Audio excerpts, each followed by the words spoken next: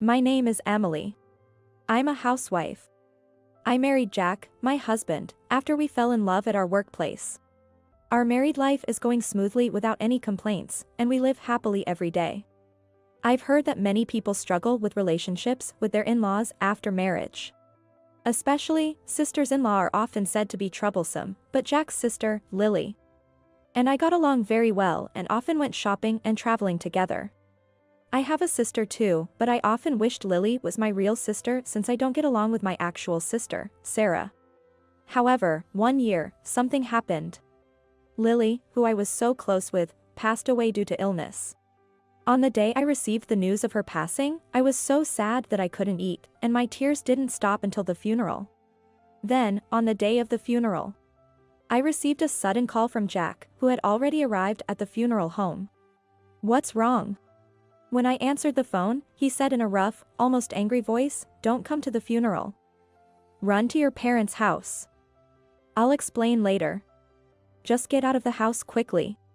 Without understanding why, I arrived at my parents' house, still confused about why I couldn't attend the funeral of my beloved sister-in-law. "What's the matter?"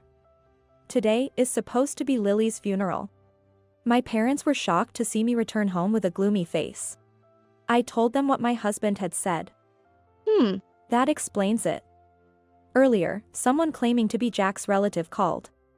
They were complaining that you're a terrible person and even threatened to set fire to our house if we didn't pay compensation. I had no idea what they were talking about and thought it was a scam or harassment, but there might be something to it. Let's wait for a call from Jack. While we were talking, Jack, dressed in funeral attire, hurriedly drove to our house. He apologized deeply and said, "I'm so sorry for what my relatives did earlier. They haven't arrived here yet, but just in case. Let's go to the police." I couldn't immediately understand what my out-of-breath husband was saying, so I decided to calm him down and listen to the details. "Lily's will had all sorts of accusations against you." "Impossible." "It's true. It had things like Emily told me to die and she abused me, all kinds of false accusations, asking for revenge. A relative who took it seriously is trying to extort a huge compensation from you. We're also in danger since this place is known." "Let's go to the police immediately," he said with a pale face. I was so shocked that I collapsed at the entrance, and my mother had to support me to calm me down. "Lily, saying such things about me? That's impossible. No matter how hard I tried to remember, I had no memory of doing such things." Jack comforted me, saying, "Calm down. It's all made up. Maybe my mom, who doesn't like you, rewrote it. Lily always talked about you happily. Like a real sister. It's not possible." However, I wondered if it was really that easy to forge or alter a will. Even I, with only average knowledge of the law, knew that tampering with private documents would immediately be a criminal offense. Anyway, since we got that phone call, the relatives might come here, Jack urged, and we left my parents' house. When we arrived at the police station, we reported the situation, submitting a recording of the threatening phone call we received at home and a video from his cell phone showing the mother-in-law reading the unnatural will at the funeral, causing the relatives to become enraged. The police said they couldn't do much since there was no actual harm yet, but they would strengthen patrols in the neighborhood and wait to see how things would progress. Hearing that consulting them in advance would be advantageous if something did happen later made me feel a bit relieved. But as soon as I returned home, something that blew away those feelings happened. When Jack was parking the car in the garage and getting out, there was a commotion at the entrance. Wondering what was happening, I approached cautiously and saw my sister Sarah with a red cheek from being hit and an unknown middle-aged man and woman yelling, "It's all your fault." At my feet lay my father's favorite golf clubs, bent and fallen, amidst the shattered fragments of vases and ornaments. It seems that Jack's relatives stormed our house while we were consulting with the police. Hey, my wife really didn't do anything. And to hurt my wife's sister like this. I'm calling the police. Jack, furious, was calling the police. Hearing his words, the uncle and aunt, or so they seemed, visibly flinched. "Oh, your sister?" They seemed to realize that I was Emily and that the person they had harmed was actually her sister. However, they didn't seem to show any remorse, accusing, using a double like this, just as the will said, you're such a devious woman. How could you bully Lily? It's your fault her illness worsened due to the stress. They attempted to advance towards me again with the golf club in hand. But my father, realizing the seriousness of the situation from the violence towards my sister and the sounds of destruction at the entrance, rushed in and grabbed my uncle's hand, shouting, "How dare you lay hands on my elder daughter after making such a rude call?" I had never seen my usual gentle father so terrifying, and it made me shiver. The uncle and aunt, still unconvinced, argued fiercely with my father, but eventually, the police arrived and took them away in a patrol car for questioning. "Emily, are you okay?" Stunned by everything that happened, I was brought back to reality by my father's words. "I'm so sorry, sis. It's my fault you got hurt." I rushed to apologize to my sister, who had been injured. My father's earlier vigor vanished, and he sadly said, "I'm sorry for not protecting you, especially before your wedding," while getting an ice pack from my mother to cool my sister's cheek. My sister, taking the ice pack from my mother, cooled her cheek herself and said, "Huh? It's not your fault.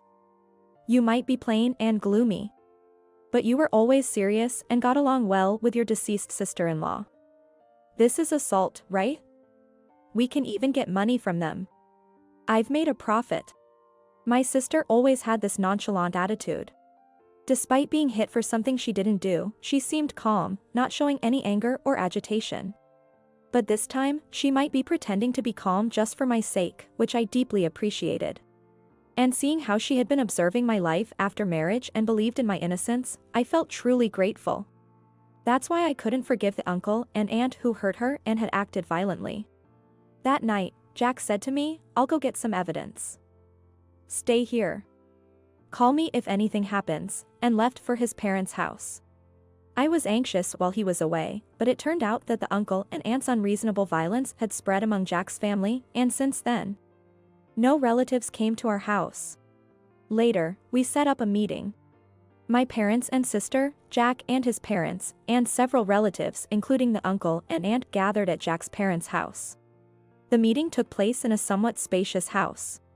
The uncle and aunt seemed to have somewhat understood their position but still believed they were in the right, demanding, "Admit to the bullying written in the will, and we'll forgive you from now on. So, don't file a police report," with their absurd logic. That's when it happened. $30,000. My sister, who had been quiet, suddenly spoke up. "What?" said the uncle, staring at her incredulously. "If you give me $30,000, I'll consider not filing a report. I can't concentrate at work because of the pain from being hit. You owe me for the broken golf clubs and ornaments too, $30,000 in total." My sister said this nonchalantly while fiddling with her cell phone. The uncle, turning red with anger, yelled, "What nonsense! For just one slap? How shameless! Like younger sister, like older sister." Then he lashed out at our parents, "Aren't you ashamed of raising such disgraceful daughters?" My mother, calm yet firm, replied, "My daughters are both adults, not children. They are expressing their opinions as individuals. Isn't it natural to respond in rudeness to a rude person? I can't understand the fear and pain of being suddenly hit by someone from your family. But what about the will? Isn't that the real issue here?" Sarah, reopening the conversation, seemed uninterested in the squabble, yawning as she asked no one in particular. "Yes, the whole thing started with the possibly altered will, which led Jack's relatives, like the uncle and aunt, to behave irrationally." "About that, did you do it, Mom?" Jack turned to his mother and confronted her. His mother, who had been fidgeting, flinched visibly. "I'm getting senile, my memory is fuzzy." She tried to feign innocence with a cooing voice. Ignoring her, Jack unfolded a piece of paper. "This is my sister's real will. It was hidden, as mentioned in your diary, and I found it. You forged a will full of lies that my wife bullied my sister and made the relatives believe it was real. Who's the fool now?" Jack spoke with suppressed anger and deep disappointment. "You wrote in your diary terrible things, like how you wished my wife could have been sick instead of my sister. I can't see you as a mother anymore." He glared coldly at his biological mother. His mother eventually fell silent under his gaze and began to cry bitterly. Listening quietly to the situation, Jack's father finally spoke. "It's my responsibility for not seeing what kind of person my wife was. Jack, you don't have to deal with this house or these relatives ever again. Live happily far away. I'll make sure she doesn't meet you guys again. That's the least I can do to make amends." Jack nodded at his words and then turned to his uncle and aunt. "Please pay the earlier mentioned $30,000. Otherwise, we'll file a police report with all the evidence." "I'd prefer that, but it seems you insist otherwise." The uncle and aunt glared at my sister, trembling. Paying $30,000 to such a rude girl. Yay! I can buy a bag from V Company and golf clubs from the C brand. Lucky me. My sister grinned triumphantly. I didn't like my sister's bad attitude, but this time I felt she wasn't just innocently happy. My father's beloved golf clubs were broken, my mother's carefully decorated vase was shattered, and I was dragged into this unreasonable trouble. It seemed she was deliberately being crude to vent our family's frustration. Ignoring the scene, my mother-in-law clung to Jack's legs, crying. "You're all I have left, my dear son." But Jack's heart was firmly closed.